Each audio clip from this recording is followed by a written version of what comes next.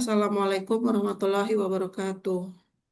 Waalaikumsalam warahmatullahi. Waalaikumsalam warahmatullahi wabarakatuh. Terima kasih Bapak dan Ibu atas kehadiran di ruang meeting ini untuk melaksanakan kegiatan diseminasi eh, pengabdian kepada masyarakat. Semoga eh, sehat selalu untuk kita semua ya, berkah dan sehat selalu. Nah, ini untuk mempersingkat waktu, kita langsung mulai saja ya yang kemarin sempat tertunda untuk proses perekaman videonya. Ini kebetulan sudah hadir semua ya. Ada Maaf Bu Bari, saya mewakili Pak Anies ya, Bu Bari. Pak Aniesnya kebetulan hari ini nggak bisa hadir, saya mewakili gitu. boleh silakan Bapak. Ya, Ya, nanti saya kasih note di sini ya. Langsung saja kita ke presenter yang pertama, Bapak Ahmad Nur Sodik ya. I- Silakan Ya Bapak. Ibu, suara saya sudah terdengar Bu. Sudah? Izin sebentar Bu ya.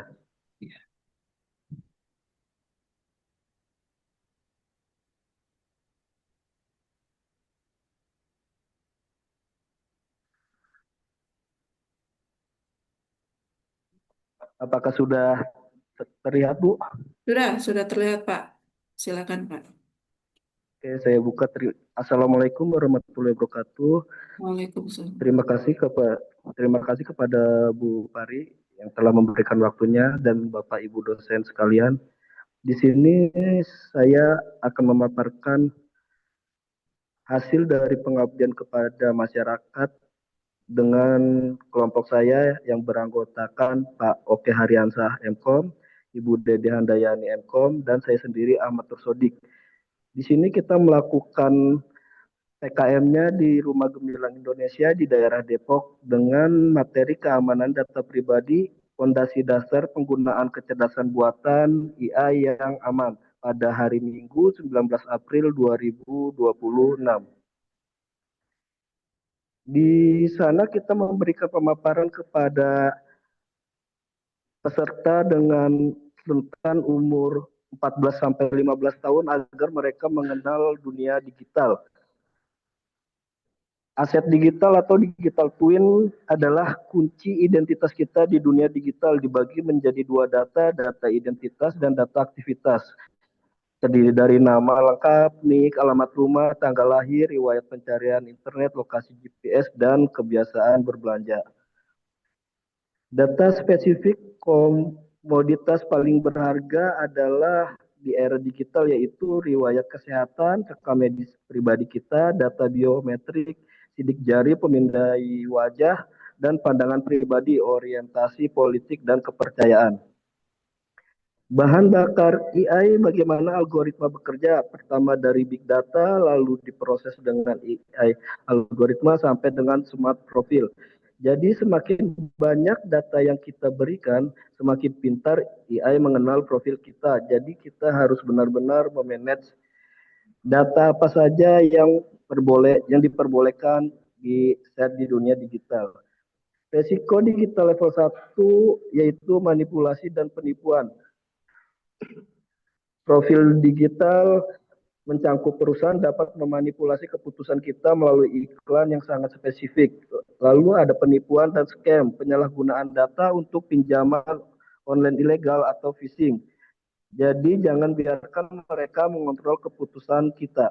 Lalu resiko digital level 2 adalah ancaman sosial, cyber bullying. Data pribadi yang tersebar bisa digunakan untuk intimidasi dan pelecehan. Dan deepfake, foto atau suara kita bisa dimanipulasi oleh AI untuk konten negatif yang terlihat nyata. Protokol keselamatan AI, apa yang menjadi protokol keselamatannya adalah aturan interaksi. Dibagi menjadi dua, prinsip minimalisasi, batasi informasi yang Anda berikan, dan verifikasi hasil. Jangan telan mentah-mentah hasil AI. Lakukan cross-check karena AI bisa berhalusinasi, memberikan info salah. Zona merah di dalam dunia digital yaitu jangan pernah input ke Prod AI, yaitu kita mengarahkan kepada peserta yang dengan rentan umur 14 sampai 15 tahun.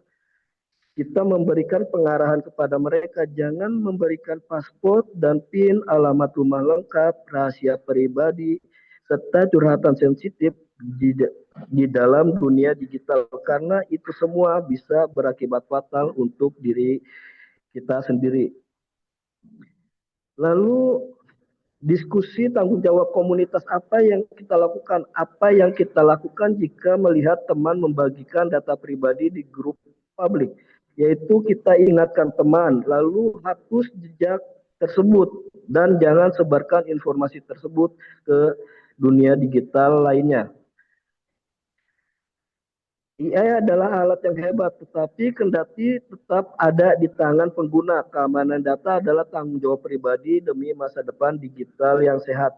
Data pribadi Anda adalah privasi Anda. Jaga hari ini untuk keamanan di masa depan. Kita juga melakukan pretest dan post-test kepada para peserta sebelum pemaparan materi dan sesudah pemaparan materi. Berikut adalah hasil dari pretest dan post-test. Sebelum sosialisasi kita mendapatkan angka 30,13%. Dengan dilakukannya sosialisasi itu meningkat signifikan menjadi 84,62%. Berikut adalah dokumentasi kegiatan yang kita lakukan pada PKM semester ini. Sekian, terima kasih pemaparan dari kelompok kami. Kurang lebihnya saya minta maaf. Assalamualaikum warahmatullahi wabarakatuh. Waalaikumsalam warahmatullahi wabarakatuh. Baik, terima kasih Pak Ahmad Nur Sodik atas pemaparannya. Kita lanjutkan ke presenter berikutnya. Ada Ibu Ibu Devi saya, Yanti. Ibu Pari, Ya. saya izin live diizinkan karena saya ada jam di kampus. Oke, siap. Terima kasih ya Bapak. Ya Ibu, terima kasih Ibu. Assalamualaikum. Silakan Ibu Devi Damayanti. Iya, baik Ibu.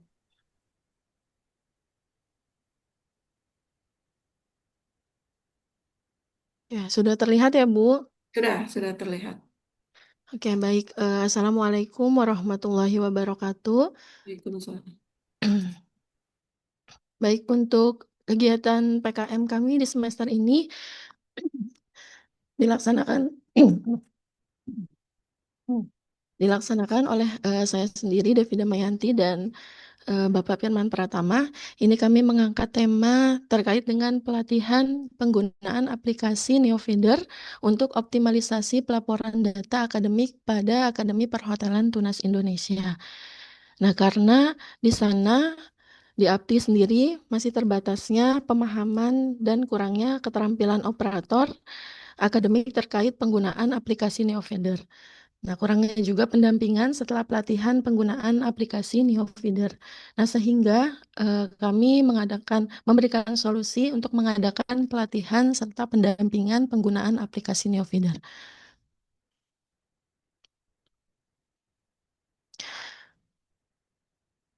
Nah, tujuan kegiatan kami ini untuk meningkatkan kompetensi tenaga kependidikan, khususnya operator akademik dalam mengelola dan melaporkan data akademik menggunakan aplikasi Neofeeder di Akademi Perhotelan Tunas Indonesia.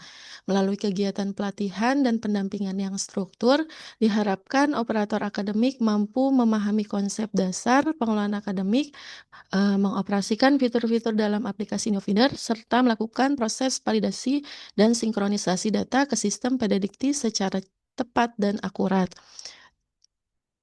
Aplikasi Neofeeder itu sendiri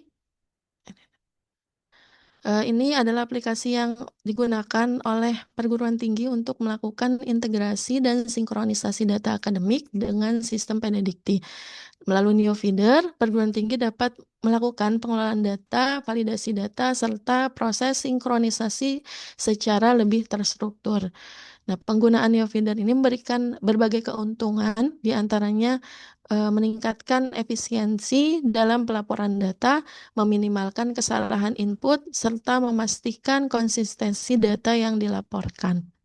Untuk metode pelatihan kegiatan PKM, nah ini mulai dari persiapan dan perencanaan, kemudian mulai pelatihan, ada pengarahan, kemudian menjelaskan tujuan dari pelatihan yang kami bagi menjadi 3 sesi, mulai dari sesi teori, sesi praktik, dan sesi pendampingan.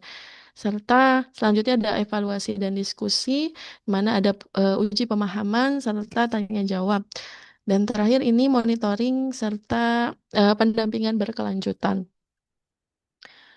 Hasil kegiatan PKM kami ini berhasil mencapai tujuan, yaitu meningkatkan kompetensi operator akademik dalam penggunaan aplikasi Neofeeder.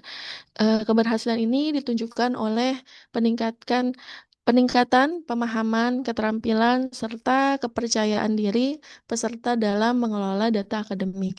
Nah, dengan demikian, kegiatan ini memberikan kontribusi nyata dalam mendukung transformasi digital di bidang pendidikan tinggi, khususnya dalam pengelolaan sistem informasi akademik di Akademi Perhotelan Tunas Indonesia. Selanjutnya, ini adalah hasil pendampingan. Di sini terlihat 100% semua ini menyatakan bahwa pelaporan aktivitas di APTI ini setiap semesternya terlaporkan. Selanjutnya ini kesimpulannya, jadi kegiatan ini berjalan dengan baik dan mencapai tujuan yang telah ditetapkan. Sebelum pelatihan dilaksanakan, sebagian besar peserta masih mengalami keterbatasan dalam memahami penggunaan aplikasi Neofeeder, terutama dalam proses pengolahan, validasi, dan sinkronisasi data akademik ke sistem Pedadikti. Namun, setelah mengikuti pelatihan, terjadi peningkatan yang signifikan dalam kemampuan peserta baik dari segi pemahaman konsep maupun keterampilan teknis dalam mengoperasikan aplikasi. Peserta juga menjadi lebih percaya diri dalam mengelola data akademik secara mandiri. Kegiatan ini juga memberikan dampak positif terhadap peningkatan kualitas pengelolaan data akademik di institusi. Dengan meningkatnya kompetensi operator akademik, proses pengolahan dan pelaporan data menjadi lebih akurat, efisien, dan sesuai dengan standar yang ditetapkan. Dengan demikian, kegiatan PKM ini memberikan kontribusi nyata dalam mendukung tata kelola pendidikan tinggi yang lebih baik, serta mendorong transformasi digital di lingkungan Akademi Perhotelan Tunas Indonesia. Baik, itu saja mungkin Bu Pari laporan kegiatan PKM kami di semester ini. Terima kasih atas waktunya. Saya akhiri. Wassalamualaikum warahmatullahi wabarakatuh. Waalaikumsalam warahmatullahi wabarakatuh. Baik, terima kasih atas pemaparan dari Bu Devi Damayanti. Kita lanjutkan untuk presenter berikutnya. Presenter berikutnya, Pak Kavi. Silakan Bapak. Saya Bu. Siap Bu. Ya. Ya, izin ya Bu. Ya, silakan Pak. Saya share screen dulu. Ya.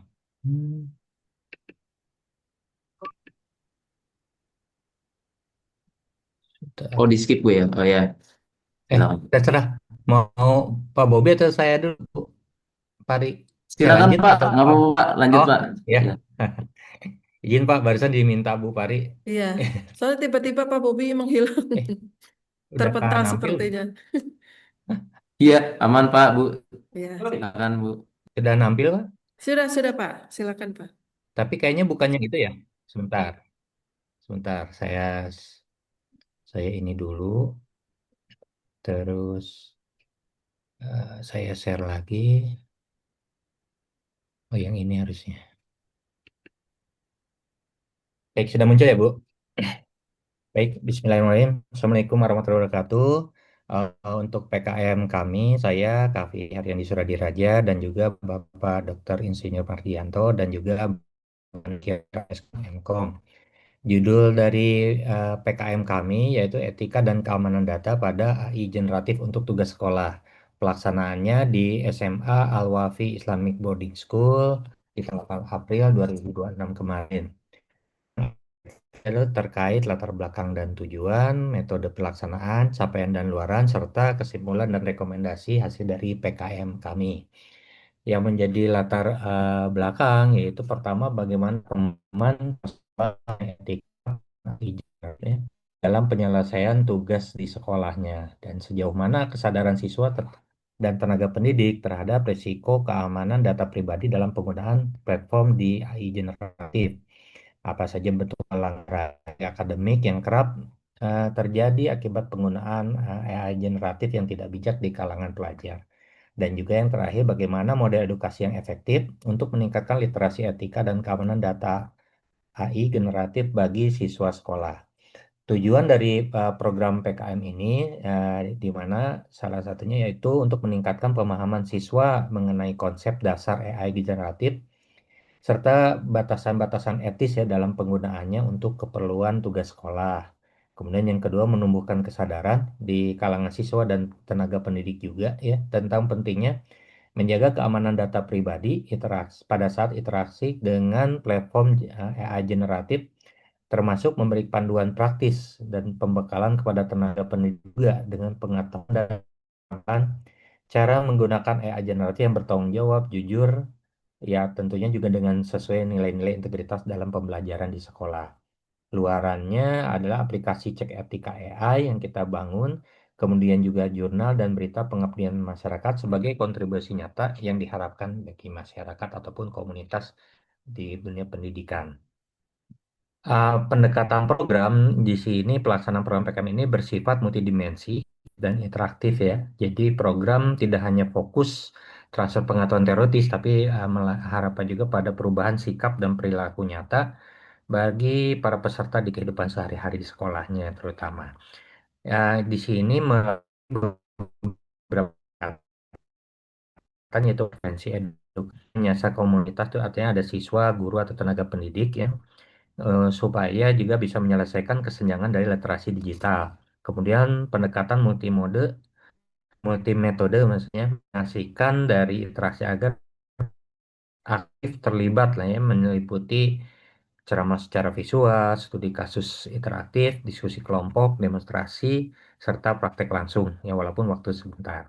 Pendekatan berbasis alat bantu refleksi diri ya menggunakan aplikasi interaktif bernama kita namakan Cek Etika AI untuk tugas yang menjembatani teori etika dengan tindakan nyata agar para siswa-siswi di Al-Wafi ini secara mandiri dan subjektif tanpa terkesan menghakimi.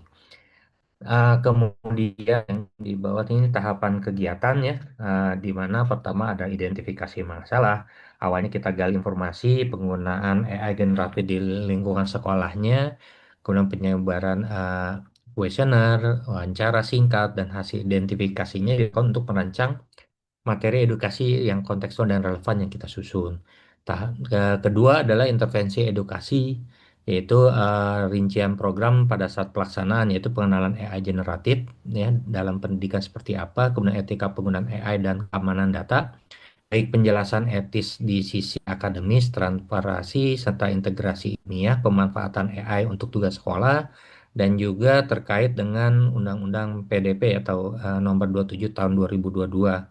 Kemudian ada demonstrasi juga dilanjutkan dan praktik langsung serta evaluasi terakhir untuk tindak lanjut dengan pemberian post-test mengukur tingkat peningkatan pemahaman peserta, tanya jawab serta penyusunan rekomendasi kebijakannya. Kemudian di sumber daya dan pendanaan, mitra dan sasarannya di sini mitranya ada sekolah WAFI ya. Sumber daya yang digunakan teknologi aplikasi eh, cek etika AI ya. Kemudian juga yang kita memang sengaja buat ya yang terintegrasi dengan Cloud LLM di develop oleh tim pengabdi dan juga sumber dayanya dia menggunakan aula di sekolah Al-Wafi. Kemudian pendanaan ya kita menggunakan dana kegiatan penelitian dan pengabdian kepada masyarakat Unpam tahun ajaran 2025-2026 sebesar 7.500.000. Selanjutnya, capaian dan luaran program PKN ini ya bisa disampaikan bahwa capaian luaran sudah 100% ya dari semua yang diharapkan. Pertama, aplikasi cek etikanya, kemudian sudah publish di jurnal PKM, Abdi Jurnal Publikasi di volume 4 nomor 5 tahun 2026 kemarin. 9 Mei dan berita di news di mti.unpam.ac.id. Kemudian penerima manfaat di sini kurang lebih peserta yang hadir di SMA Al-Wafi dan juga dihadiri beberapa eh, SMP, putra putri Ahwat Iwan, kemudian juga tenaga pendidik itu di aula itu sekitar 300 orang. Dari sisi evaluasi tingkat pemahaman, hasil evaluasi post-testnya naik ya, yang semula dari 2,24 menjadi 3,67. Nah, ini contoh luaran yang udah dibuat terbit. Uh, Riset dari pelaksanaan bahwa kegiatan pengabdian kepada masyarakat ini dengan tema etika dan keamanan data pada Gen AI untuk tugas sekolah telah berhasil dilaksanakan sesuai jadwal yang kita rencanakan dan juga tingkat partisipasi peserta yang sangat baik dari awal hingga akhir kegiatan yang sangat antusiasme tinggi ya pada sesi-sesi yang terutama yang bersifat interaktif dan praktis yang ini mengidentifikasikan bahwa topik yang diangkat memiliki relevansi kuat ya di keseharian menggunakan. Faktor pendukung yang pertama adanya tingginya antusiasme dan keterbukaan peserta dalam mengikuti seluruh rangkaian. Ini memberikan dasar yang baik bagi proses transfer knowledge ya dan perubahan sikap. Kemudian kedua, dukungan penuh dari pihak sekolah sebagai mitra. Tentunya penyediaan fasilitas, koordinasi jadwal, mobilisasi peserta ini sangat berkontribusi terhadap kelancaran kegiatan ini. Ketiga, relevansi topik yang sangat dekat dengan keseharian peserta, sehingga materi yang disampaikan mudah dipahami dan cepat diinternalisasikan. Terakhir, poin di faktor pendukung ini adalah pendekatan multimetode yang digunakan dalam kegiatan ini berhasil menjaga keterlibatan aktif peserta dalam mencegah kebosanan. Sedangkan faktor penghambat yang di sisi sebelah kanan ya, keterbatasan waktu dalam setiap sesi mengakibatkan memang beberapa topik tidak dapat dibahas secara detail atau mendalam sebagaimana yang diharapkan di awal ya dengan skenario kita. Yang kedua, variasi tingkat kecakapan digital di antara peserta memang menjadi tantangan tersendiri dalam hal sesi praktek sebentar ya di mana sebagian peserta memerlukan pendampingan lebih intensif dibanding yang beberapa peserta lainnya. Ketiga, memang adanya keterbatasan koneksi internet yang tidak seragam ya, sebagian provider, gadget, peserta di aula sekolah tersebut sempat memperlambat jalannya sesi demonstrasi dan praktek langsung.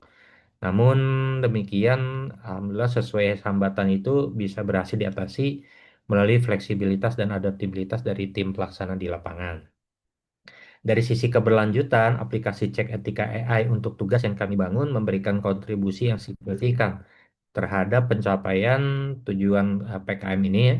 Aplikasi ini tidak hanya berfungsi sebagai media edukasi yang efektif selama kegiatan berlangsung, tapi juga bisa meninggalkan dampak berkelanjutan ya setelah kegiatan ini selesai karena bisa digunakan sekali oleh siapa harinya. Hari ini sejak prinsip keberlanjutan dalam pengembangan ya ciptakan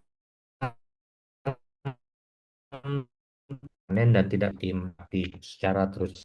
Baik secara kesimpulannya, tingkat pemahaman etika penggunaan generatif AI dan keamanan data pribadi dari skor rendah ya, dari 2,24 menjadi 3,67 ya dari skala 4. Jadi ini cukup baik sekali ya. Ini membuktikan bahwa intervensi edukasi yang terencana, terstruktur, dan berpusat pada peserta mampu menghasilkan perubahan pemahaman yang bermakna dalam waktu yang relatif singkat ya, karena waktunya tidak panjang beberapa hari. Yang kedua, desain memang yang antara interface intuitif konten dan checklist yang relevan serta integrasi teknologi AI menggunakan Anthropic API ini menjadikan aplikasi sebagai inovasi media edukasi yang memiliki potensi dampak panjang ke depannya. Keberhasilan penggunaan aplikasi cek etika AI untuk tugas bermanfaat bagi masyarakat khususnya komunitas dan pendekatan edukasi berbasis komunitas dengan metode yang secara konvensional digabungkan dengan pemanfaatan teknologi yang inovatif merupakan strategi yang efektif dan relevan menjawab tantangan literasi digital di era AI generatif Sehingga keberhasilan kegiatan PKM ini sekaligus menegaskan pentingnya peran kita di sisi perguruan tinggi dalam merespons secara aktif, cepat terhadap perubahan landscape teknologi yang berdampak langsung pada kehidupan generasi. Rekomendasi saran untuk pemerintah ataupun pemangku kepentingan yaitu dengan misalkan Kemdikbudristek ataupun Kemdikdasmen disarankan untuk segera mengembangkan kurikulum nasional tentang literasi artificial intelligence yang mencakup dimensi etika dan keamanan data. Mengingat adopsi dari AI generatif di kalangan pelajar ini sudah bisa dibilang secara masif lah ya, tanpa panduan yang memadai dari sistem pendidikan formal. Jadi pemerintah ini disarankan untuk mendorong penguatan implementasi Undang-Undang Perlindungan Data Pribadi Nomor 27 Tahun 2022 dalam konteks pendidikan tentunya. Baik itu sosialisasi yang masif, terstruktur komunitas sekolah, sehingga dan mereka sebagai subjek data dan kewajiban teknologi yang mereka gunakan. Saran buat mitra ya dalam hal ini sekolah menjadikan edukasi etika penggunaan AI generatif ini bagian dari yang dengan kurikulum atau program pengembangan karakter siswa. Jadi bukan hanya sekedar isi detail, tapi juga bergantung tidak juga tergantung pada inisiatif pihak luar ya. Integrasi ini dilakukan misalkan dengan memasukkan pembahasan AI dalam mata pelajaran teknologi informasi dan komunikasi misalkan, atau melalui program literasi digital yang diselenggarakan secara berkala oleh sekolah. Jadi disarankan menyusun resmi mengenai penggunaan AI generatif dalam pembelajaran. Jadi boleh digunakan bagi siswa dalam pengerjaan tugas, mekanismenya adaptif terhadap kehadiran teknologi AI.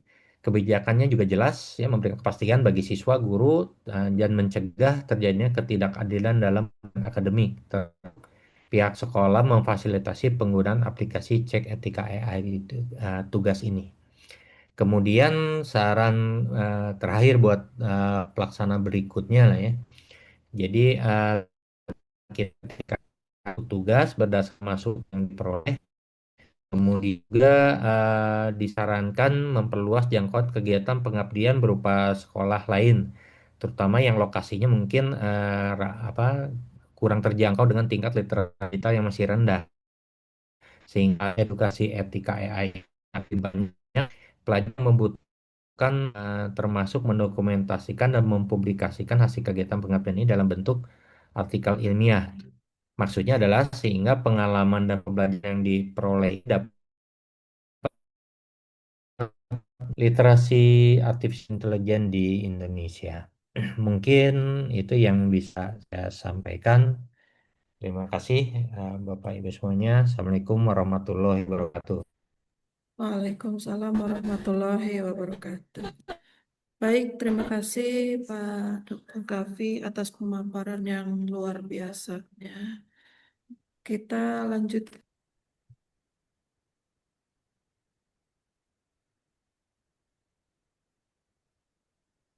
Presenter berikutnya Pak Bobi ya. Tadi karena sempat terskip. Silakan Pak Baik, Bobi. terima kasih Bu Pari atas waktunya.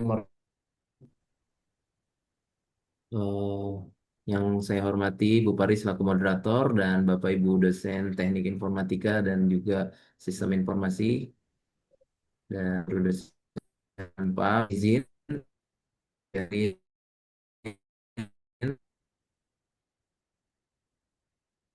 sudah terlihat Ibu ya? Belum Pak. Nah, ini sedang. Sudah. Ya, sudah.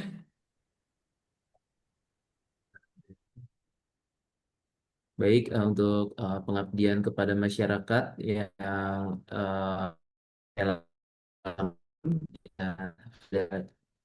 saya selaku ketua dan juga ada Bapak Muhammad Yasir Arafat dan Ibu Tri Hidayati selaku anggota, kami melakukan kegiatan pengabdian kepada masyarakat dengan judul latihan penggunaan Microsoft Office untuk peningkatan soft skill ICT pada SMK Putra Pertiwi yang ada di daerah Pondok Cabe.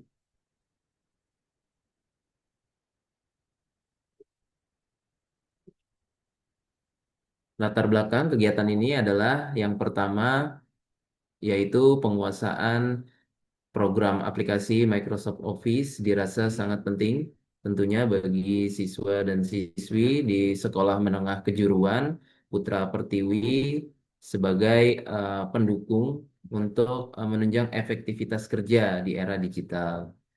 Kemudian yang berikutnya adalah terkait kemampuan Microsoft Office menjadi salah satu indikator utama terkait kesiapan kerja yang wajib dimiliki oleh para lulusan, sehingga mampu bersaing di dunia industri ketika nanti eh, lulus sekolah dan ingin lanjut bekerja. Kegiatan ini adalah yang pertama meningkatkan kompetensi soft skill pada siswa-siswi SMK Putra Pertiwi dalam penggunaan khususnya di software Microsoft Office, yaitu ada Microsoft Word, ada Excel, dan juga PowerPoint. Lalu tujuan berikutnya adalah membekali para siswa dan siswi dengan keterampilan praktis agar siap digunakan di dunia kerja skillnya. Kemudian sasaran kegiatan yaitu adalah seluruh siswa dan siswi SMK Putra Pertiwi yang mengikuti pelatihan mampu mengoperasikan program Microsoft Office yaitu Word, Excel, dan PowerPoint sebagai keperluan administrasi dan juga presentasi tugas. Kemudian siswa dapat memahami dan menerapkan seperti ini dalam menyusun dokumen, mengolah data, serta dapat membuat presentasi yang rapi dan juga profesional. Kemudian rangkaian kegiatan yang dilaksanakan yaitu uh, selama 1 hari secara luring itu kami laksanakan pada hari Rabu tanggal 8 April 2026. Kegiatan yang kami lakukan terdiri dari pemaparan materi, kemudian ada sesi tanya jawab dan juga hands-on praktek di 3 aplikasi tersebut. Dan pelaksananya kami bagi menjadi 3 sesi. Ini adalah materi yang kami berikan, yang dimana sesi pertama itu ada pelatihan Microsoft Word, di sesi keduanya ada Excel, dan juga di sesi ketiga pelatihan menggunakan PowerPoint. Pertama, kami mulai pada pukul 9 sampai 10.30, yaitu pengenalan terkait pembuatan dan memformat dokumen pada Microsoft Office Word. Lalu menggunakan style dan juga template untuk heading dan menggunakan daftar isi otomatis, kemudian menggunakan label untuk gambar dan juga grafik pada Microsoft Office Word. Lalu berikutnya yang kedua pada pukul 10.45 sampai dengan 12.15 kami melakukan paparan terkait program Microsoft Office Excel di mana pengenalan spreadsheet, kemudian dasar-dasar fungsi serta dan juga pembuatan grafik untuk memvisualisasikan data. Dan di sesi yang terakhir, yaitu kami mulai pukul 1 setelah istirahat, itu ada materi terkait penggunaan Microsoft PowerPoint. Materi yang kami berikan adalah membuat slide presentasi yang efektif, kemudian penambahan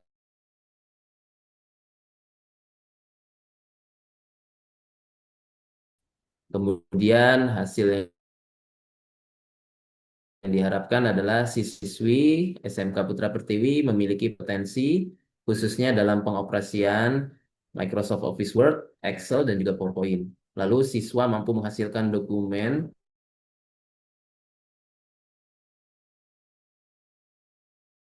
sederhana dengan Office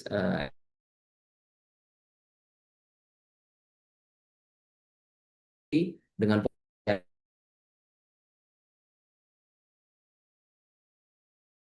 belajar yang ringkas terkait pelatihan Microsoft Office yang dapat referensi siswa selanjutnya. Meningkatkan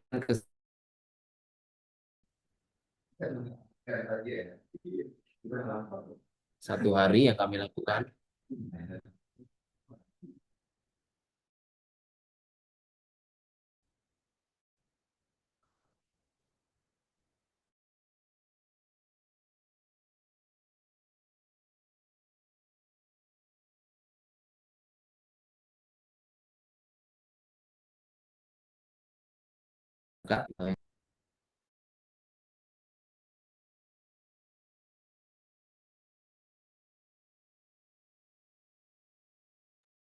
Baik, terima kasih Pak Bobi atas pemaparannya.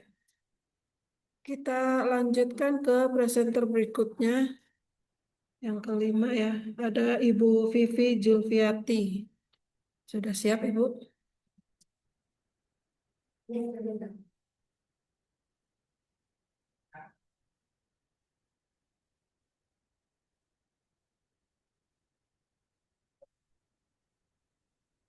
Bu Vivi? Saya ya, saya Iya, pikir saya kan kelima ya Bu. iya. Jadi nggak apa. Sekarang waktunya Ibu emang udah urutan kelima. Oh, udah kelima. Nggak terasa. Ntar ya.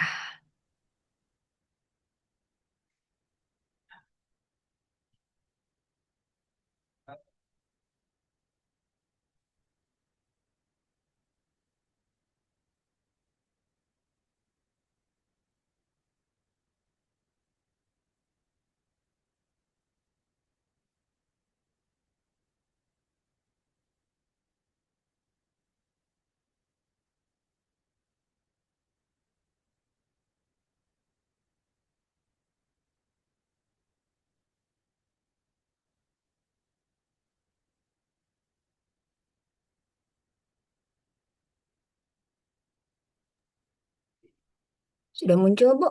Sudah terlihat. Maaf Bu. Ya, sudah. Eh, Silakan ya Bu. ya, Assalamualaikum warahmatullahi wabarakatuh. Selamat siang. Assalamualaikum. Bu Pari, berikut presenter yang tergabung di room 5 ini. Pada kesempatan kali ini PKM yang saya dan tim lakukan itu berjudul Edukasi Anti Baling di Madrasah Sanawiyah Al Wusta Depok. Kami beranggotakan saya sendiri Vivi Julfiati bersama Ihwan Nugroho dari Prodi Manajemen S1 dan Ibu Kusumawati dari Prodi sama-sama Teknik Informatika. Ini dilakukan atas dasar karena akhir-akhir ini di sekolah-sekolah marak kasus-kasus baling atau perundungan tanpa terkecuali mau di sekolah negeri, sekolah swasta maupun di madrasah sanawiyah atau madrasah-madrasah lainnya. Nah ini dilakukan karena ini sudah menjadi permasalahan sosial yang sering terjadi di sekolah, di lingkungan sekolah, sehingga perlu adanya tindakan atau upaya dari pihak sekolah bersama-sama dengan masyarakat di sekitarnya untuk mencoba menanggulangi sosial ini. Kita lihat di pendahuluan perundungan ini kami angkat karena seperti yang tadi saya katakan Mas sudah jadi sosial terjadi yang dampaknya sangat luar biasa ya bagi korban baling. Lalu perundungan ini merupakan fenomena sosial yang kompleks dan sering terjadi di lingkungan sekolah sehingga membutuhkan perhatian yang sampai mungkin walaupun sudah mencapai titik nol dari kasus baling ini tetap harus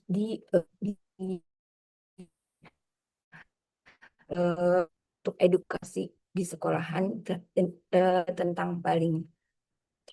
Lalu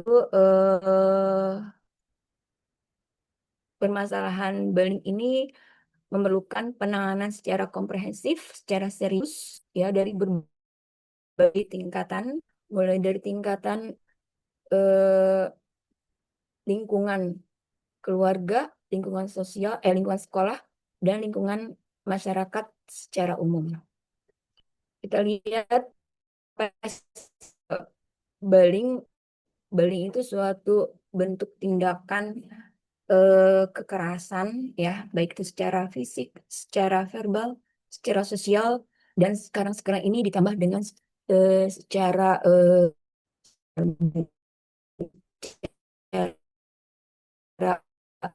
bullying ini jadi banyak banget keberagaman bentuknya, sehingga klasifikasinya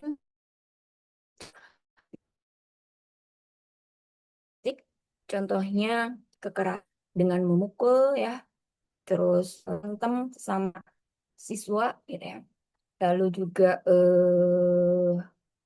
kekerasan ini dalam bentuk yang kaitannya dengan anggota tubuh kita ya, kekerasan fisik ini, bullying secara fisik. Bullying secara perundungan secara verbal ini biasanya secara kata-kata, misalkan mengejek teman yang tanpa anak sadari bahwa ejekannya itu melukai anak si korban, sehingga membuat si korban enggan untuk mengungkapkan atau enggan untuk berkata-kata atau enggan untuk berkumpul lagi dengan teman-temannya karena merasa diejek. Lalu kekerasan perundungan secara sosial biasanya dalam bentuk tidak ditemani, lalu tidak ditemani, lalu dijauhkan, ya, dibiarkan secara menyendiri di sekolahan, itu merupakan perundungan juga. Lalu cyberbullying ini biasanya tindakan yang biasanya ada di netizen ya, di dalam medsos, di mana itu diperangi korban dengan ejekan-ejekan atau kata-kata yang tidak mengenakan. Tapi bedanya kalau di sekolah itu secara langsung itu langsung berhubungan langsung dengan si korban. Kalau di cyberbullying ini lewat media sosial. Lalu tindakan perundungan,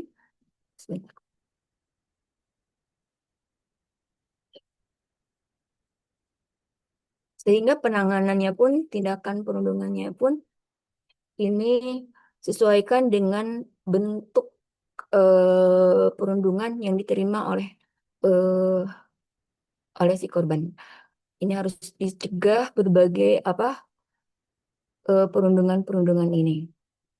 Lalu apa sih? Nah, hasil observasi yang kami temukan di MTS Albuska ini menunjukkan masih adanya perilaku mengejek. Nah, seringkali siswa tidak bisa membedakan mana itu yang tindakan yang merupakan bullying dan mana yang merupakan candaan, ya. Kalau candaan, mungkin di sini si korban tidak langsung mengena ke dalam, langsung tidak diterima secara mendalam, ya. Ejekannya itu hanya di dasar-dasarnya saja.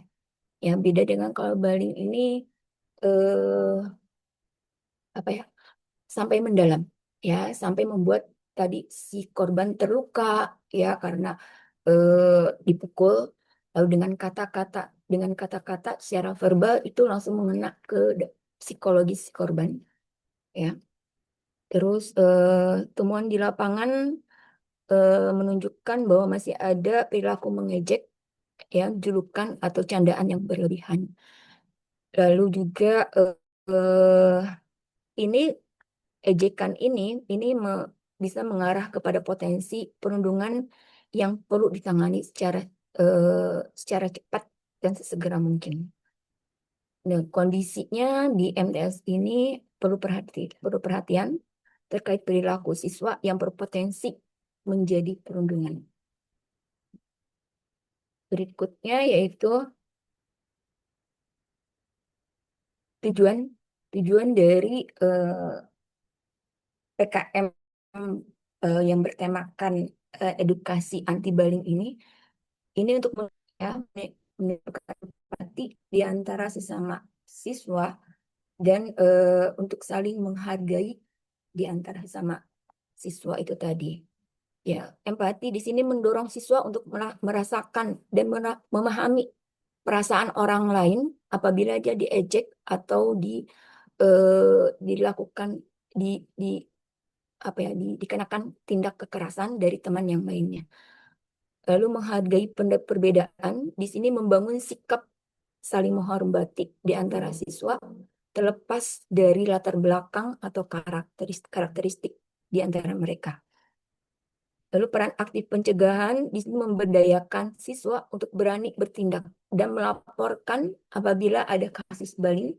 Jadi jangan dibiarkan saja, jangan merasa takut, jangan merasa enggan apabila ada temannya yang terkena korban bullying, segera laporkan kepada pihak-pihak sekolah atau guru atau kepala sekolah atau biasanya guru BK. Lalu Waktunya berikutnya 2 menit lagi ya Bu Vivi. membiasakan untuk budaya positif.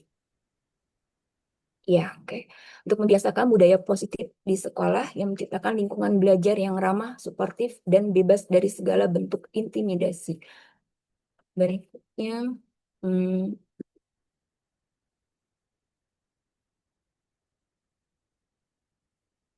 nah, metode dan hasil. Tadi tahap kesiapan yaitu observasi awal, koordinasi dengan pihak sekolah, penyusunan materi edukasi. Tahap pelaksanaan yaitu kita melakukan penyuluhan anti bullying, diskusi secara interaktif di antara siswa, berikut juga guru, lalu pemutaran video edukasi dan simulasi kasus. Dan tahap evaluasi yaitu wawancara singkat dengan peserta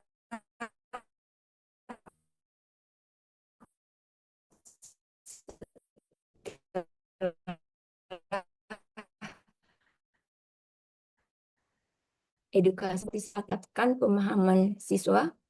Lalu simulasi ini membantu siswa memahami perspektif korban bullying dan dukungan sekolah menjadi faktor penting.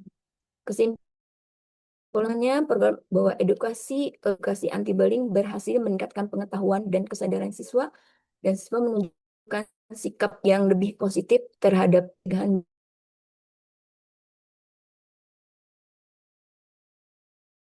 Kami akan terus akan bertemakan tentang anti bullying ini, karena anti bullying ini, edukasi ini tidak berhenti di situ saja. Tadi yang seperti saya katakan di awal, harus secara terus-menerus, secara kontinu, agar siswa terbiasa untuk mendapatkan masukan secara positif. Mungkin itu saja Bu Pari yang dapat saya sampaikan. Terima kasih. Assalamualaikum warahmatullahi wabarakatuh. Waalaikumsalam warahmatullahi wabarakatuh. Terima kasih Bu Vivi atas pemaparannya. Kita lanjutkan ke presenter yang ke-6 yaitu Ibu Intan Kumalasari. Silakan baik, Ibu Bu. Intan. Ini Bu Vivi masih Bu Vivi, tampilannya. bisa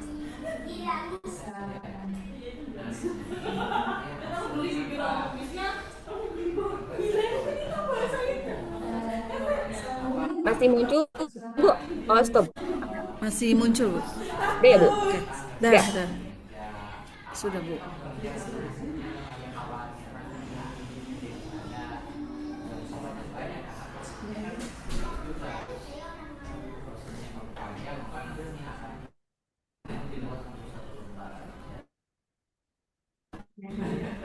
Sudah tampil, Bu?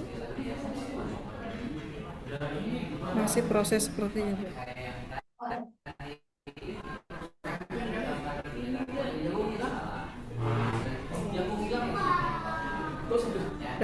Sudah terlihat ya Bu. Boleh silakan.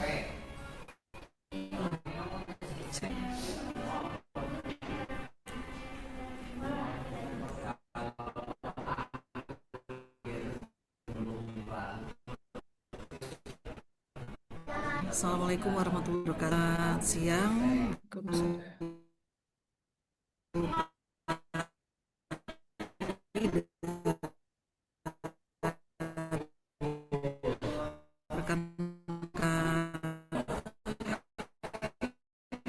Diseminasi hasil kepada masyarakat dan sosialisasi informasi akademik berbasis di Ceng, Kabupaten Bogor.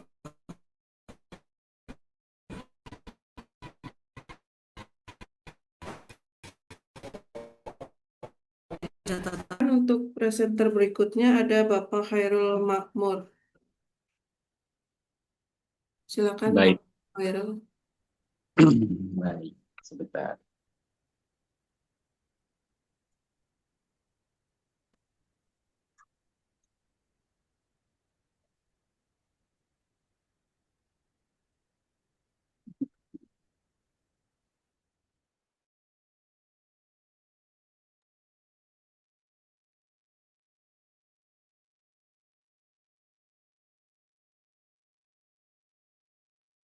Mohon maaf Bu Pari.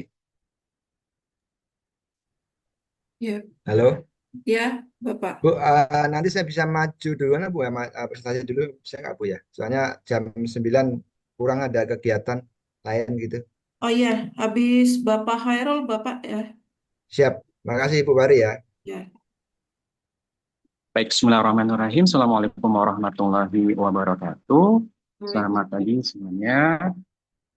Kali ini saya mau aktifin pengambilan dari kelompok saya akan memaparkan hasil pengambilan kepada masyarakat dengan judul pengembangan keterampilan berpikir logis siswa melalui pemanfaatan fitur Shape pada Microsoft PowerPoint.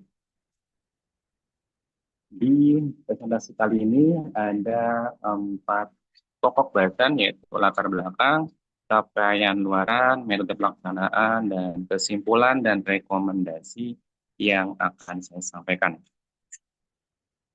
Untuk latar belakang di kali ini, yang pertama adalah beberapa poin-poin ini yang menjadi alasan. Yang pertama, di Yanisa telah menerapkan pembelajaran TIK menggunakan Microsoft PowerPoint, namun pemanfaatannya masih terbatas pada penggunaan dasar-dasar aplikasinya saja. Yang kedua, pembelajaran TIK belum mengoptimalkan fitur Shape pada PowerPoint untuk melatih keterampilan berpikir logis peserta didik atau siswa. Yang ketiga, pemanfaatan fitur Shape pada PowerPoint diperlukan untuk mendukung pengembangan keterampilan berpikir logis siswa sebagai bagian dari kompetensi abad ke-21 saat ini.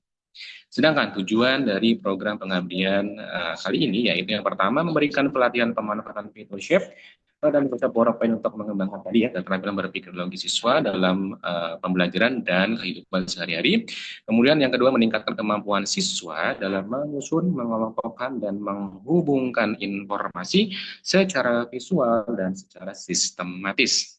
Yang ketiga, menghasilkan pembelajaran TIK yang lebih interaktif dan bermakna melalui pemanfaatan media digital berbasis PowerPoint tersebut. Metode pelaksanaan yang kami gunakan pertama, pendekatan program yaitu berbasis partisipatif, pemberdayaan melalui program pelatihan dan pendampingan penerapan ilmu, pengetahuan, dan teknologi dalam pemanfaatan fitur Shape dan Microsoft PowerPoint untuk mengembangkan keterampilan berpikir logis siswa tersebut. Mitra dan sasarannya yaitu yang disasar yakni peserta didik khususnya di level 4 SD Yanisa dengan kurang lebih 28 siswa atau peserta. Tahapan kegiatan yang dilaksanakan yaitu 4 tahapan yang terstruktur, di antaranya persiapan, pelaksanaan pelatihan, serta monitoring dan evaluasi atau tindak lanjut pada tanggal 21 April 2026. Sumber daya dan pendanaan berkisar di antara Rp6.475.000. Capaian dan luaran program PKM kali ini yaitu pada capaian utama berkisar di angka 98% dengan peserta mendapatkan insight mendalam terkait topik PKM yang ini cara berpikir logis tersebut. Kemudian penerima tadi manfaatnya ada 28 jumlah dan peserta yang mendapatkan pengalaman bermakna saat pemaparan dan saat pelatihan. Kemudian tingkat kepuasan di angka 95%, sebagian besar peserta merasa puas dengan adanya pembekalan-pembekalan dengan kegiatan pengabdian di saat itu. Ini ada beberapa foto-foto yang menjadi capaian-capaian tersebut. Di pembahasan pertama, alis melaksanaan secara umum, kegiatan telah berjalan sesuai dengan rencana dan harapan mitra. Ditandai dengan tingginya partisipasi siswa, tercapainya seluruh tahapan pelaksanaan, serta meningkatnya pemahaman siswa dalam memanfaatkan fitur-fitur SHIFT tersebut. Yang kedua, faktor pendukung dan penghambatnya, yaitu faktor pendukung kegiatan meliputi dukungan pihak sekolah, antusiasme siswa, dan ketersediaan sarana pembelajaran. Sedangkan faktor penghambat berupa perbedaan kemampuan awal siswa serta keterbatasan waktu pelaksanaan kegiatan. Yang ketiga, keberlanjutan program yakni dilakukan melalui pemanfaatan media pembelajaran PowerPoint dan lembar kerja yang telah disusun sehingga guru dapat melanjutkan penerapan fitur SHIFT secara mandiri dalam pembelajaran TIK untuk melatih keterampilan berpikir logis siswa tersebut. Kemudian kesimpulan. Pertama, siswa mampu memanfaatkan fitur SHIFT pada Microsoft PowerPoint ini untuk membuat representasi visual sederhana secara mandiri. Yang kedua, siswa atau peserta menunjukkan peningkatan keterampilan berpikir logis melalui kemampuan menyusun urutan, mengelompokkan objek, dan menghubungkan informasi secara sistematis. Pembelajaran TIK berbasis fitur SHIFT mendapatkan respon positif dari siswa dan guru sebagai media pembelajaran yang interaktif, cukup bermakna.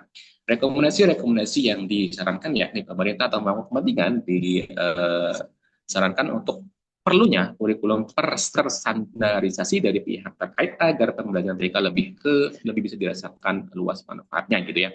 Kemudian mitra atau masyarakat sasarannya perlu dicatat modul ajar yang mengikuti perkembangan zaman saat ini. Tim pelaksana berikutnya untuk memperkaya topik atau memperluas cakupan permasalahan agar lebih bervariasi dan lebih berwarna lagi. Baik, terima kasih. Demikian dari pemaparan kelompok kami. Mudah-mudahan bermanfaat. Lebih kurang saya mohon maaf saya akhiri. Assalamualaikum warahmatullahi wabarakatuh. Waalaikumsalam warahmatullahi wabarakatuh. Baik, terima kasih atas pemaparan dari Bapak Khairul Makmur. Selanjutnya ada dari kelompok Bapak Muhammad Anis yang akan diwakilkan oleh Pak Bambang Wisnu ya. Siap, Ibu. Ya, silakan Bapak. Oke, terima kasih. Assalamualaikum warahmatullahi wabarakatuh. Waalaikumsalam warahmatullahi wabarakatuh. Terima kasih atas kesempatan yang diberikan oleh Bu Pari dan teman-teman semua untuk mempresentasikan hasil keluaran dari PKM dari grup kami. Mohon izin dulu untuk share screen.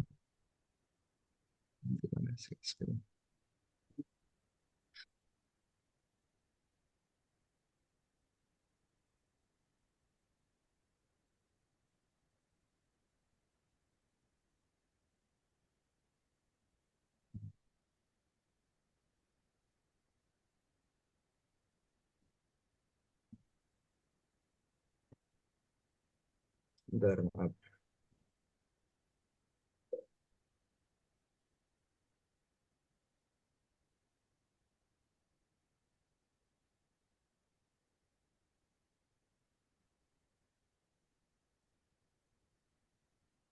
Bentar, Bu. Screen. Mana? Bentar, Bu. Banyak kok. Saya buka dulu. Ini.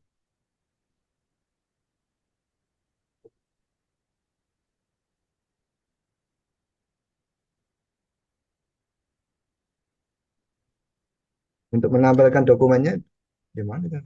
Bentar, maaf.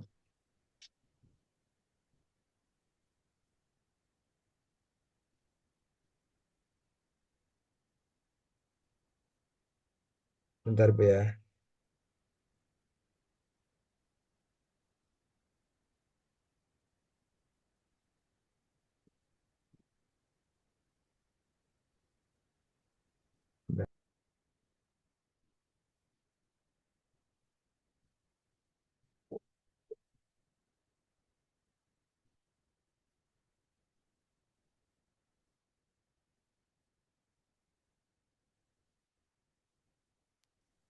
Sudah tampil Bu ya? Maaf. Sudah terlihat, Pak. Oke, oke. Eh, Oke, baik, terima kasih. Di PKM semester ini kita mengambil judul Edukasi Pemanfaatan Internet of dan Teknologi Informasi untuk Pemasaran Produk serta Peningkatan Penjualan Anggota di Rabitah Alawiyah DPC Kota Tangerang Selatan. Kami dari tim Universitas Pamulang dengan ketuanya Bapak Muhammad Anis, kemudian anggotanya Bapak Muhammad Adari dan saya sendiri. Kemudian latar belakang dari penelitian adalah kondisi mitra, kemudian tantangan promosi, kemudian kita memberikan literasi digital dan uh, bisa memberikan manfaat bagi anggota Rabitah Alawiyah ini. Kemudian untuk pelaksanaannya materi, diskusi, kemudian praktek secara langsung, ide konten, dan evaluasi sederhana. Dan capaian yang diharapkan, pemahaman pemasaran digital di media sosial, marketplace seperti Shopee, kemudian bagaimana konten yang baik, dan evaluasi promosi seperti apa. Kesimpulan dan rekomendasi tindak lanjut, akun bisnis, katalog produk, kemudian kalender konten, dan pendampingan toko online.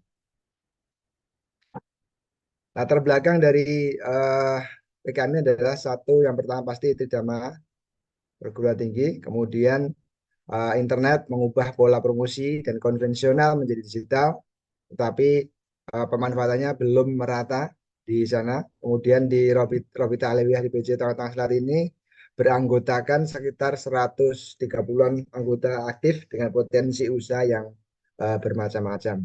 Tujuan program meningkatkan literasi digital, mengenalkan media sosial, melatih peserta untuk menyusun pembuatan konten berpromosi yang menarik dan memberikan manfaat untuk mereka. Promosi yang komunikatif dan mudah dievaluasi. Metode pelaksanaan yang pertama adalah pendekatan program, pelatihan partisipatif melalui pemaparan, materi, kemudian diskusi, praktek secara langsung, evaluasi kebutuhan peserta. Kemudian tahapan kegiatan, observasi kebutuhan, kemudian penyusunan materi, latihan, praktek ide konten, diskusi, dan evaluasi hasil kegiatan.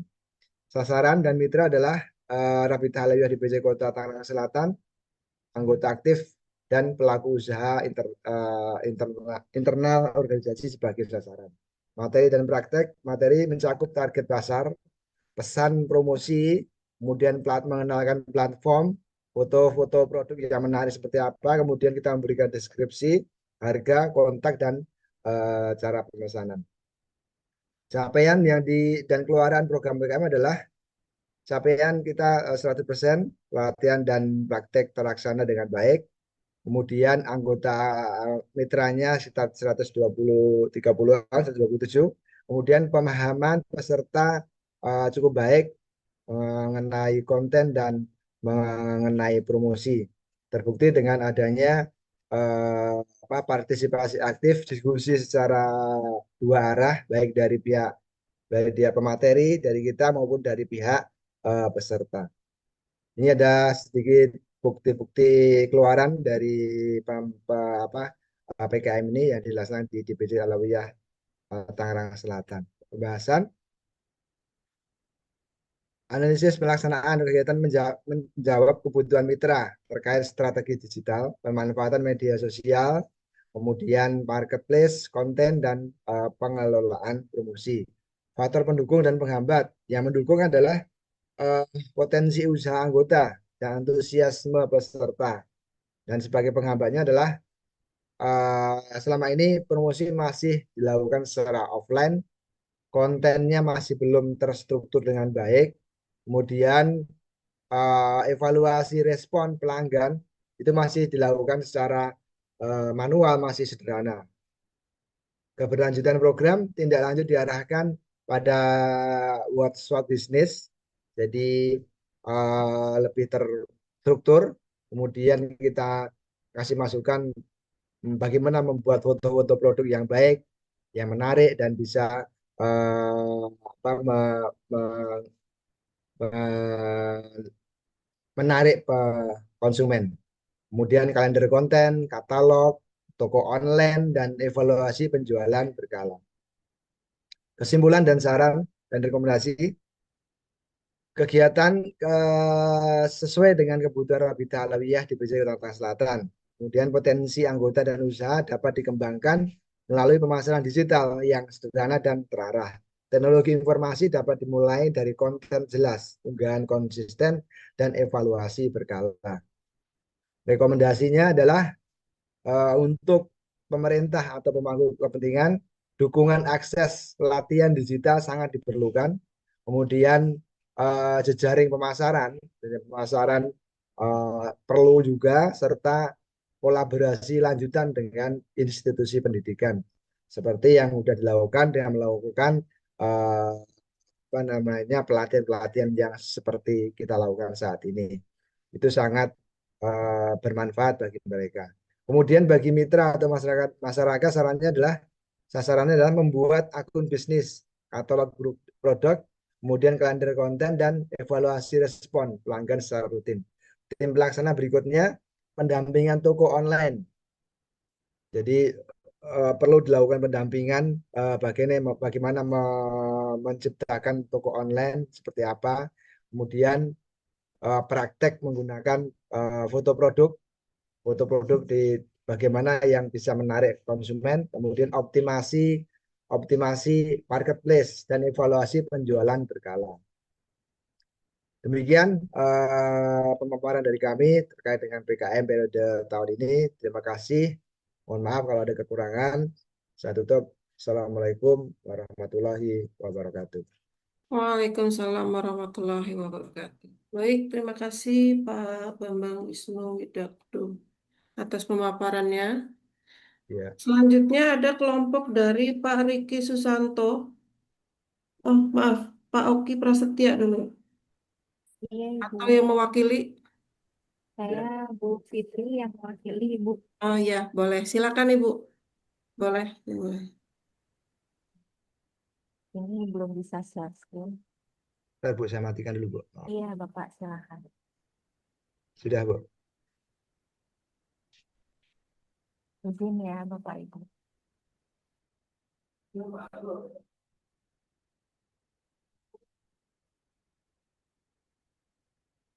Sudah terlihat belum ya? Belum, Bu. Sudah terlihat. Oke, izin saya mulai ya, Bu ya. Assalamualaikum warahmatullahi wabarakatuh. Berikut adalah saya akan memaparkan hasil diseminasi hasil pengabdian kepada masyarakat di RT 001, RW 007, Kelurahan Cibodasari, Kecamatan Cibodas, Tangerang. Itu tentang edukasi masyarakat, pemanfaatan teknologi digital untuk mendukung layanan administrasi di RT tersebut. Kebetulan saya mewakili Pak Oki Prasetya sebagai ketua, lalu ada anggota berikutnya ada Pak Abdullah Muhajir. Nah, ini langsung saja pada topiknya. Nah, isi presentasinya itu ada latar belakang dan tujuan, metode pelaksanaan, capaian dan luaran, kesimpulan dan rekomendasi. Nah, ini dari latar belakang dan tujuannya adalah Latar belakangnya, transformasi digital telah mengubah berbagai aspek kehidupan masyarakat. Lalu administrasi RT, termasuk RT 021 itu masih banyak dilakukan secara manual. Pengelolaan data warga belum optimal dan berisiko mengalami kesalahan pencatatan. Lalu literasi digital masyarakat masih perlu ditingkatkan. Dibutuhkan edukasi mengenai pemanfaatan teknologi digital untuk meningkatkan kualitas pelayanan administrasi. Dari tujuan program PKM itu yang pertama Maaf meningkatkan. Bu Fitri, suaranya kayaknya kecil banget ya. Oh, kecil ya? Sekarang Iya, ya. sudah aman, Bu? Sudah aman sekarang. Tujuan dari program PKM kami ini yang pertama meningkatkan literasi digital, yaitu memberikan pemahaman tentang teknologi digital dan manfaat bagi masyarakat. Yang kedua, meningkatkan keterampilan digital, yaitu melatih masyarakat menggunakan media digital untuk kebutuhan administrasi. Yang ketiga, mendukung digitalisasi administrasi guna mendorong pelayanan administrasi yang lebih cepat, efektif, dan transparan. Selanjutnya, metode pelaksanaan PKM itu ada pendekatan program. Pendekatannya ada sosialisasi, edukasi, diskusi interaktif, serta pendampingan. Nah, yang berikutnya sasarannya itu ada di RT 001, RW 007, Kelurahan Cibodasari, Kecamatan Cibodas, Kota Tangerang. Pesertanya meliputi ketua RT dan pengurus, perwakilan warga, serta masyarakat umum. Nah, ini ada tahapan kegiatannya, itu ada persiapan, pelaksanaan, monitoring, beserta waktu pelaksanaannya.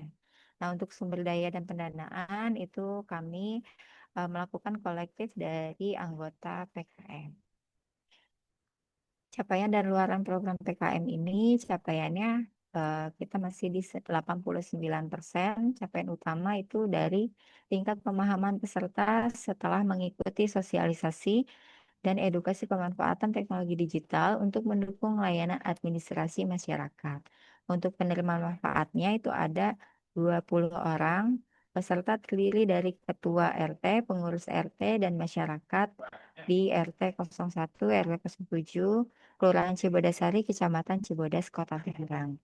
Nah, tingkat kepuasan dari penerima manfaat itu ada 92%, yaitu peserta menyatakan puas terhadap materi penyampaian dan manfaat kegiatan PKM kami. Nah, ini ada luaran utama satu, itu peningkatan pemahaman dari masyarakat. Nilai rata-rata pretestnya itu ada 55%, lalu nilai rata-rata postesnya itu ada di 89%. Jadi terjadi peningkatan pemahaman sebesar 34%. Lalu ini luaran utama kedua itu ada dokumentasi. Yang pertama itu ada pemaparan atau sambutan dari Ketua PKM serta promosi Unpam, peran aktif antar penerima manfaat, lalu ada pemaparan materi serta foto bersama dengan penerima manfaat serta peserta. Lalu dari pembahasan ini ada analisis pelaksanaan kegiatan PKM berjalan sesuai dengan rencana yang telah kami susun, yaitu sosialisasi dan edukasi mengenai pemanfaatan teknologi digital. Berhasil dilaksanakan dengan baik serta mendapat respon positif dari peserta. Selama kegiatan berlangsung, peserta aktif mengikuti materi dan terlibat dalam sesi diskusi. Lalu ada faktor pendukungnya, itu pendukung penuh dari ketua RT dan pengurus lingkungan. Antusiasme peserta selama kegiatan berlangsung, materi yang sesuai dengan kebutuhan masyarakat, komunikasi yang baik antara tim PKM dan mitra. Lalu faktor penghambatnya itu sebagian peserta belum terbiasa menggunakan teknologi digital. Jadi perbedaan tingkat literasi digital peserta, faktor usia yang mempengaruhi kemampuan adaptasi teknologi, kebiasaan administrasi yang masih dilakukan secara manual. Lalu ada keberlanjutan programnya, pengurus RT mulai memanfaatkan media digital untuk menyebarkan informasi ke warga. Lalu masyarakat didorong untuk menggunakan aplikasi digital sederhana seperti WhatsApp, Google Form, Google Drive, serta kegiatan edukasi digital ini perlu dilakukan secara berkala agar proses digitalisasi administrasi dapat berjalan berkelanjutan. Kesimpulan dan rekomendasi. Dari kesimpulan, kegiatan PKM kami berhasil meningkatkan pemahaman masyarakat mengenai pemanfaatan teknologi digital dalam layanan administrasi dari 55% menjadi 89%. Tingkat kepuasan peserta mencapai 92%, menunjukkan bahwa materi dan metode pelaksanaan sesuai dengan kebutuhan masyarakat. Lalu, program memberikan dampak positif terhadap peningkatan literasi digital serta mendorong pemanfaatan teknologi untuk pelayanan administrasi yang efektif dan efisien. Untuk rekomendasinya, itu dari pemerintah atau pemangku kepentingan itu mendukung program literasi digital masyarakat melalui pelatihan dan pendampingan berkelanjutan. Untuk mitra, mulai menerapkan media digital dalam pendataan warga, penyebaran informasi, dan administrasi lingkungan secara bertahap. Lalu untuk tim pelaksana berikutnya mengembangkan kegiatan berkelanjutan atau selanjutnya berupa pelatihan penggunaan aplikasi administrasi digitalnya dan pengelolaan data berbasis cloud. Mungkin itu saja Ibu pemaparan dari kelompok kami. Kurang lebihnya mohon maaf. Saya akhiri. Wassalamualaikum warahmatullahi wabarakatuh. Waalaikumsalam warahmatullahi wabarakatuh. Baik, terima kasih atas pemaparan dari kelompoknya Bu Fitri ya. Selanjutnya ada kelompok dari Pak Riki Susanto. Silakan Bapak Riki atau yang Baik, mewakili. saya sendiri Bu, izin saya screen Bu. Oke, Bu silakan Pak. Ari, izin Ya, saya boleh live enggak ya? Soalnya saya masih ada kelas. oke, siap. Silakan Oke. Bu. Oke, terima kasih Ibu. Ya, mari Bu.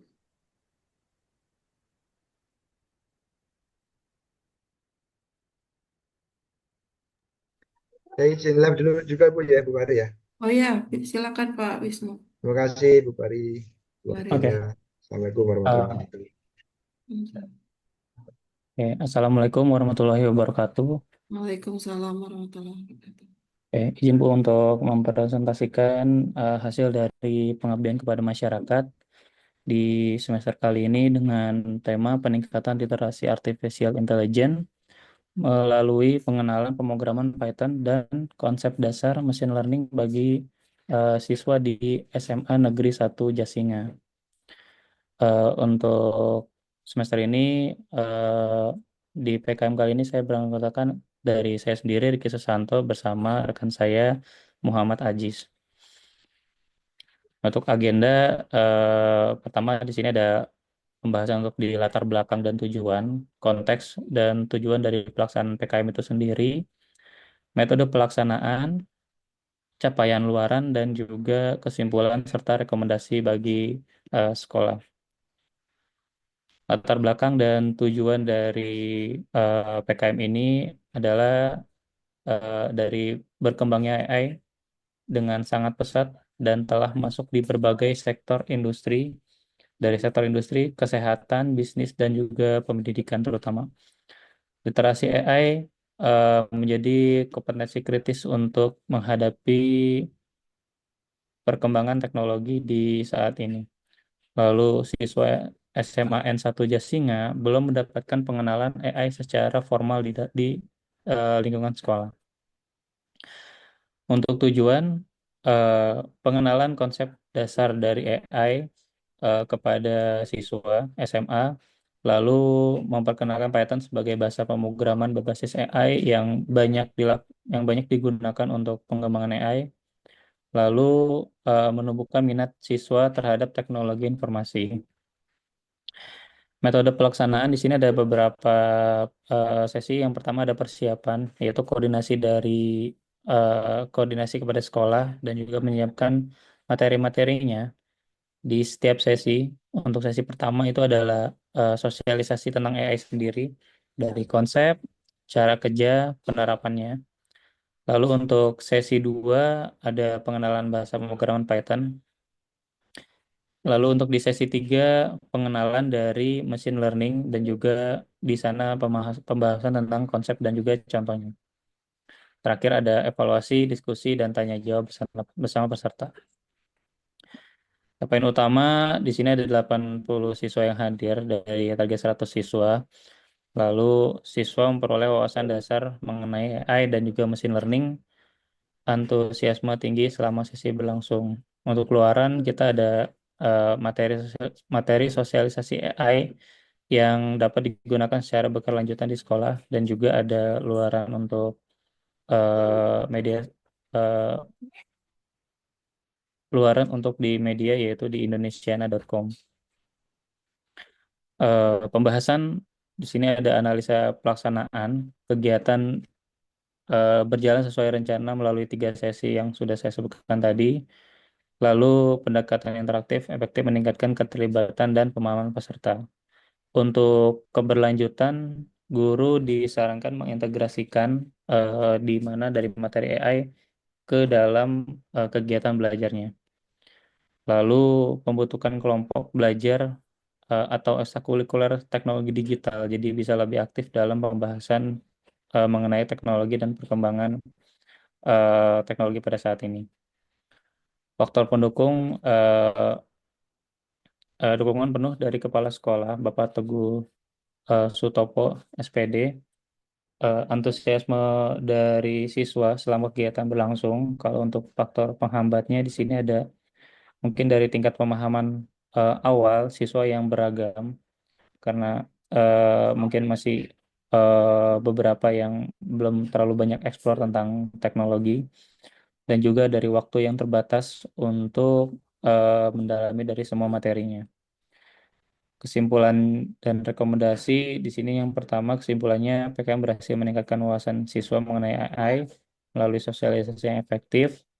Siswa mendapat gambaran awal yang relevan untuk menghadapi era digital. Program berkontribusi menyiapkan generasi muda yang adaptif di era perkembangan teknologi. Untuk rekomendasi bagi sekolah, terutama integrasikan materi AI ke dalam pembelajaran dan ekstrakurikuler. Untuk siswa, membentuk komunikasi teknologi digital, komunitas teknologi digital untuk melanjutkan pembelajaran secara mandiri dan juga berkelompok. Bagi tim berikutnya mungkin bisa dikembangkan program ke arah yang lebih aplikatif ya, jadi berbasis proyek seperti itu. Baik, sekian pemaparan diseminasi PKM pada kelompok saya. Kurang lebihnya mohon maaf. Wassalamualaikum warahmatullahi wabarakatuh. Waalaikumsalam warahmatullahi wabarakatuh. Baik, terima kasih Pak Riki Susanto atas pemaparannya. Kita lanjutkan ke presenter berikutnya, ada Bapak Sopian Apandi atau yang mewakilkan. Izin Bu, saya yang mewakili ya. Oh boleh, silakan Pak Kelompok Pak Sopian. Ya. Oke, izin share screen sebentar Bu.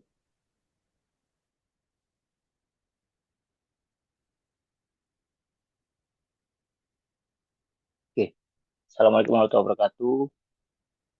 Izin Ibu Pari sebagai moderator dan Bapak Ibu, saya mewakili tim yang diketuai oleh Pak Sopian Apandi dengan beranggotakan Ibu Yuliana dan saya sendiri, Zuran Alfian, akan memaparkan materi PKM kami, implementasi dan pendampingan sistem ekstrakurikuler pramuka berbasis Google Sites di Pondok Pesantren Nafidatul Najah.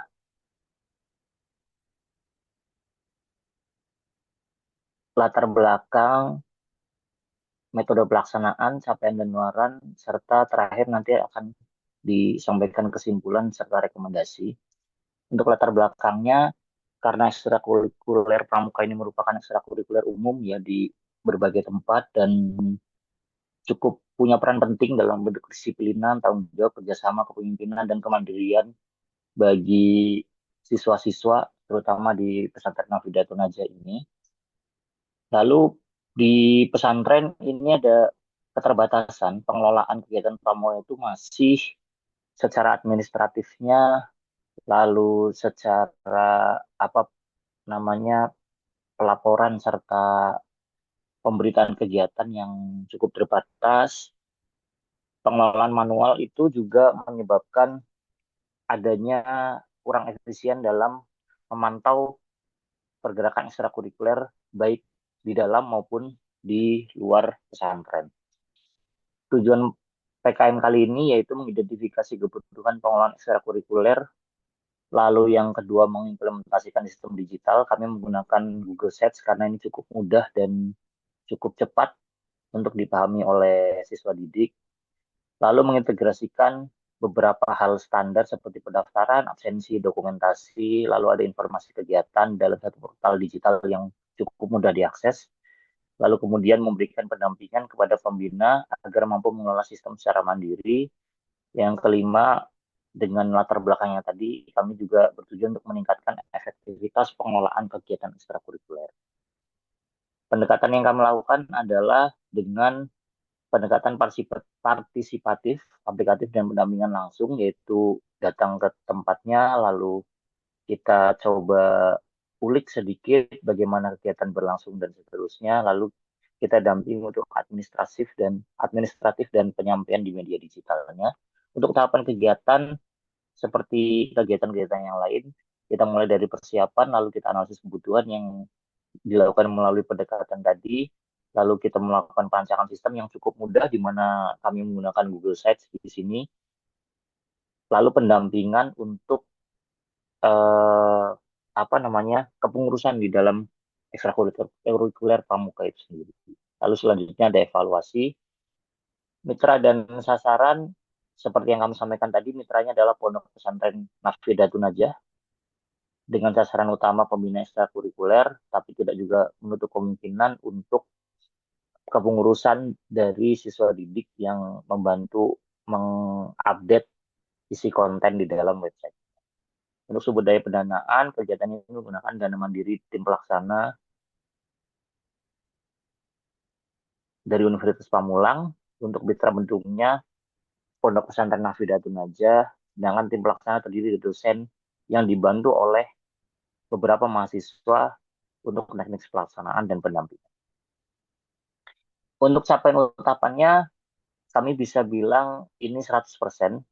Kenapa? Karena pesertanya hanya bagian dari kepengurusan ekstrakurikuler pramuka, di mana itu tidak terlalu banyak dan semuanya cukup dapat memahami materi, karena pemilihan materi yang cukup mudah yaitu Google Sites, di mana Google Sites itu cukup punya akun Gmail dan seterusnya, dan sudah banyak yang familiar dengan. Untuk penerimaan manfaat ada 20 secara total kepengurusan. Tingkat kepuasannya juga dari semua penerima manfaat menyampaikan bahwa ini cukup mudah dilakukan dan bisa dilakukan keberlanjutannya, terutama karena kami ada pendamping. Lalu untuk pelaporan utama 1, ada portal website yang dipublish secara digital. Di dalam itu juga ada administrasi digital berupa formulir pendaftaran anggota, absensi kegiatan, dan berbagai fitur-fitur yang membantu pramukaan lain. Ini untuk analisis pelaksanaannya sesuai dengan kebutuhan mitra. Untuk pendukungnya adalah antusiasmenya cukup bagus, namun ada penghambat di mana teknis pengguna itu masih beragam, jadi cukup banyak hal yang perlu diupdate lagi di website ini. Keberlanjutannya selayaknya website-website yang lain, kami meminta untuk ada admin khusus untuk menangani website ekstrakurikuler. Untuk kesimpulan ada 3, program PKM berhasil, lalu yang kedua sistem yang dibangun dapat membantu pengelolaan informasi administratif. Yang ketiga, pendampingan yang diberikan meningkatkan kemampuan pembina dan pengelola dalam menggunakan Google Sites, Google Form, Google Sheets, dan Google Drive secara mandiri karena memang itu cukup mudah. Rekomendasi yang kami sebutkan tadi disarankan untuk menunjuk admin khusus, lalu pembina pramuka dapat memanfaatkan sistem sebagai media administratif. Tim pelaksana berikutnya, program dapat dikembangkan dengan fitur tambahan seperti misalnya sertifikat digital, evaluasi keaktifan peserta, QR Code, dan juga dashboard rekapitulasi kegiatan. Ini beberapa foto dokumentasi di tempat tersebut, lalu ya dengan otomatis penyebaran brosur dari Universitas Pamulang. Itu saja yang bisa kami sampaikan. Terima kasih Bu Pari. Sekian. Wassalamualaikum warahmatullahi wabarakatuh. Waalaikumsalam warahmatullahi wabarakatuh. Baik, terima kasih Pak Zurnan atas pemaparannya. Selanjutnya masih ada satu presenter lagi, yaitu Ibu Uliatun Nisa. Baik, Ibu. Apakah suara saya terdengar? Sudah terdengar, Ibu. Silakan. Baik, izin share screen ya, Bu. Iya.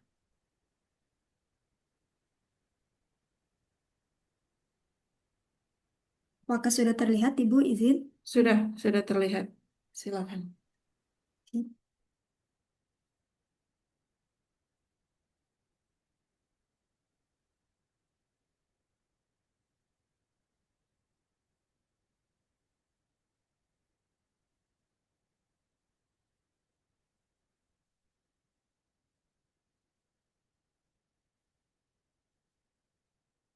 Assalamualaikum warahmatullahi wabarakatuh.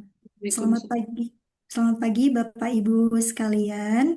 Di diseminasi hasil pengabdian kepada masyarakat, kami dari kelompok yang saya Uliatun Nisa, Eskom Mkom selaku ketua, kemudian yang beranggotakan Ibu Kasih SPD MPD dan Bapak Insinyur Budi Santoso Mkom, mohon maaf MT, dari program studi Teknik Informatika S1 dengan judul PKM di semester genap ini, pelatihan pemanfaatan dan etika penggunaan chatbot dalam lingkungan belajar siswa SMP di era digital.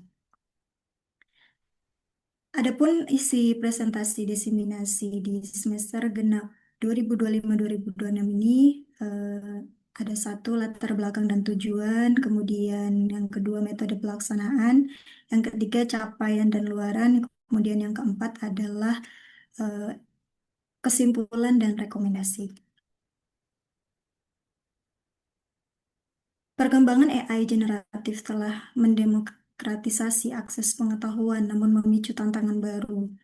Pergeseran kognitif remaja siswa SMP, yaitu fase transisi operasional konkret ke formal, rentan mengalami pendangkalan intelektual akibat jawaban yang instan. Ancaman plagiarisme sintetis kemudahan chatbot memicu budaya menyalin langsung tanpa melalui perjuangan kognitif sejati. Kemudian tujuan dari PKM kami yaitu membekali siswa SMP Teknik Dasar Prompt Engineering agar AI menjadi asisten belajar adaptif, kemudian menanamkan pemahaman etis guna mencegah tindakan plagiarisme sintetis, kemudian melatih siswa agar selalu skeptif dan mampu memverifikasi bias atau halusinasi chatbot. Kemudian untuk keluaran program PKM kami yaitu meliputi artikel ilmiah yang nanti akan terbit di jurnal Jamaika, kemudian ada modul pelatihan dan berita acara pelaksanaan PKM yang terdapat di media publikasi. Untuk metode pelaksanaan PKM, ada pendekatan program yang digunakan, yaitu pendekatan partisipatif, pendekatan berbasis aset, dan pendekatan pemberdayaan atau empowerment approach. Jenis program yang dilaksanakan yaitu pelatihan literasi AI dan etika digital, praktik langsung prompt engineering, pendampingan verifikasi silang, dan edukasi cyber hygiene. Untuk tahapan kegiatan dalam metode pelaksanaan PKM kami, yaitu selama 3 bulan, bulan 1 yaitu persiapan dan penyusunan materi, kemudian bulan kedua pelatihan dan praktik, dan di bulan keempat ada evaluasi dan laporan. Untuk mitra dan sasaran, mitra dalam kegiatan pengabdian kepada masyarakat ini adalah Taman Pendidikan Al-Quran Cahaya Kasih yang bertempat di Bojong Sari, Depok. Dan untuk kelompok sasaran atau target audience adalah siswa-siswi SMP yang masih pada fase transisi kognitif dan pengguna aktif perangkat digital. Penerima manfaat langsung merupakan siswa-siswi SMP di Taman Pendidikan Al-Quran Cahaya Kasih yang mengikuti seluruh rangkaian sesi pelatihan. Kemudian penerima manfaat tidak langsung yaitu para guru di sekolah dan lingkungan sekolah secara umum. Sumber daya dan pendanaan kami yaitu internal lembaga. Dalam hal ini dibiayai dengan dana kegiatan penelitian dan pengabdian kepada masyarakat, yaitu lembaga LPPM, mitra pendukung Fakultas Ilmu Komputer Universitas Pamulang, lembaga LPPM, dan Taman Pendidikan Al-Quran Cahaya Kasih, dan tim pelaksana PKM. Untuk evaluasi kognitif siswa dalam kategori masalah integritas akademik, yaitu detail hambatan konkret siswa, cenderung menyalin jawaban tugas bulat-bulat tanpa proses berpikir mandiri atau plagiarisme sintetis. Verifikasi fakta, rendahnya skeptisisme siswa dalam menanggapi fenomena halusinasi AI, data salah yang terdengar meyakinkan, prompt engineering, ketidaktahuan menyusun perintah detail sehingga interaksi terbatas pada tanya jawab permukaan saja. Keamanan data, kurangnya kewaspadaan remaja atau cyber agent dalam menjaga privasi data sensitif pada server chatbot atau pihak ketiga. Pembahasan ini adalah presentase pretest, post-test Bapak Ibu di integritas akademik, di mana sebelum pelatihan yaitu sebesar 45%, sesudah pelatihan 85%, untuk verifikasi halusinasi 30% sebelum pelatihan, 78% setelah pelatihan. Untuk teknik prompt 25% sebelum pelatihan dan sebesar 82% sesudah pelatihan. Analisis dampak pelatihan, data evaluasi pretest dan post-test menunjukkan lonjakan pemahaman yang masif di semua aspek kunci. Siswa tidak lagi melihat chatbot sebagai jalan pintas otomatisasi tugas sekolah, melainkan mulai mengadopsi teknik bertanya terstruktur atau prompt engineering, serta sadar penuh akan bahaya fabrikasi fakta. Untuk capaian dan luaran program PKN kami, 85% untuk capaian utama dari presentase yang sebelumnya kami sebutkan, kemudian 30 penerima manfaat atau peserta PKM, 95% tingkat kepuasan. Untuk kesimpulan dan rekomendasi, kesimpulan utama integrasi etika dalam penggunaan teknologi di sekolah bukan lagi sekedar pilihan sekunder, melainkan keharusan mutlak di era digitalisasi kognitif. Melalui metode augmentasi kecerdasan, chatbot terbukti mampu menjadi pencegah kognitif yang mendukung zone of proximal development siswa tanpa mengumpulkan integritas nurani mereka. Rekomendasi strategis bagi sekolah, menyusun fakta integritas AI dan menyelesaikan model penilaian tugas ke arah analisis reflektif personal. Bagi pengembang PKM lanjutan, melakukan pelatihan berjejaring yang turut menyasar komite sekolah atau orang tua demi pengawasan cyber dari rumah. Baik, demikian Bapak Ibu, presentasi dari kelompok PKM kami di semester genap 2025-2026 ini. Kurang lebihnya mohon maaf atas kekurangannya. Wabillahi taufiq wal hidayah. Wassalamualaikum warahmatullahi wabarakatuh. Waalaikumsalam warahmatullahi wabarakatuh. Terima kasih Bu Pari. Terima kasih juga untuk Bu Uliatun Nisa atas pemaparan materinya. Dengan berakhirnya presentasi dari Bu Uliatun Nisa, maka berakhir pula kegiatan diseminasi PKM kita untuk hari ini. Terima kasih banyak atas perhatian dan partisipasi Bapak Ibu sekalian. Semoga hasil dari kegiatan kita hari ini membawa manfaat dan juga membawa perubahan yang positif untuk kita semua. Mohon maaf juga atas kekurangan yang masih begitu banyak dari saya sebagai moderator. Saya akhiri untuk kegiatan hari ini. Terima kasih. Wassalamualaikum warahmatullahi wabarakatuh. Waalaikumsalam warahmatullahi Waalaikumsalam warahmatullahi wabarakatuh. wabarakatuh. Izin live ya Ibu. Ya, boleh silakan.